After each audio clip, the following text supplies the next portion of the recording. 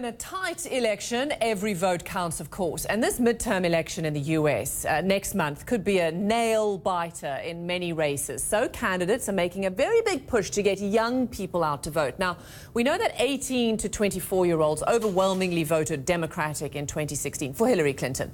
But there are plenty of young conservative activists who are dedicated to keeping US President Donald Trump and the Republican Party in power. So we wanted to get a better sense of where these young conservatives stand. So my producer Rick Bastian and I met with a group of young college Republicans at an American football game at the University of Georgia to get their take. Take a look. It's game day at colleges across the US. Here at the University of Georgia, American football and partisan politics are overlapping this season, whether fans like it or not. How about them dogs? Republican Brian Kemp, endorsed by Donald Trump, is in a tight race for governor. I'm Robin Kerner from CNN International. We're not doing any one-on-ones. Is there anything we can ask him, please? No time today for one-on-ones.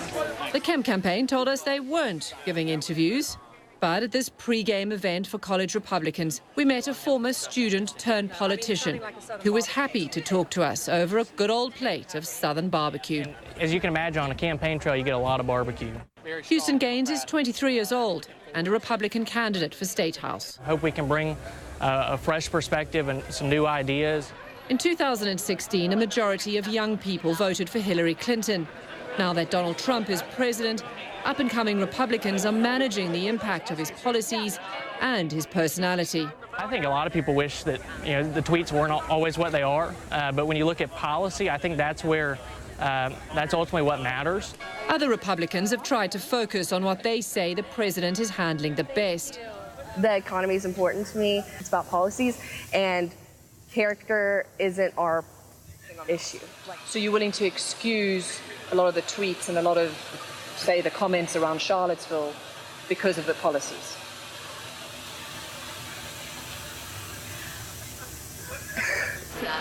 Reactions like hers reveal the tough conversations being had on campus.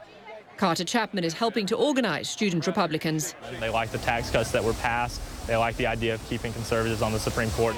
But he says he's a Christian conservative and doesn't always agree with the president. I wish that the presidency could be more on message, if anything, and avoid distractions. At the end of the day, I'm 100% Trump.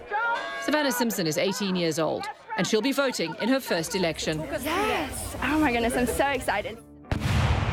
She backs even the most controversial Republican issues. I got a big truck, just in case I need to round up criminal illegals and take them home myself. Do you agree with that?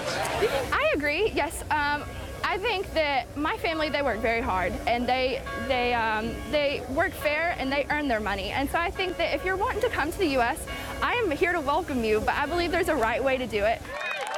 These students say they're part of the largest membership of college Republicans in the U.S.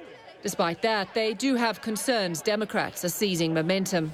Democrats on campus are certainly energized, maybe more so than I've seen them since I got here. If that actually translates into votes, I'm not sure.